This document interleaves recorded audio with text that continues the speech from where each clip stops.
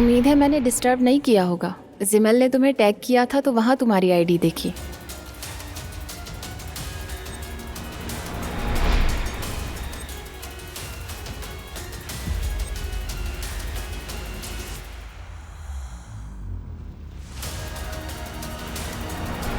रमीज, क्या हम फौरन शादी कर ले?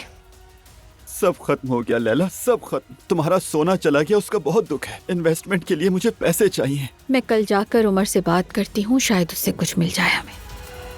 रिहान एक नंबर का निकम्मा आदमी है, उसे कुछ भी नहीं पता। तुमने उसे अपने पैसे दिए हैं ना?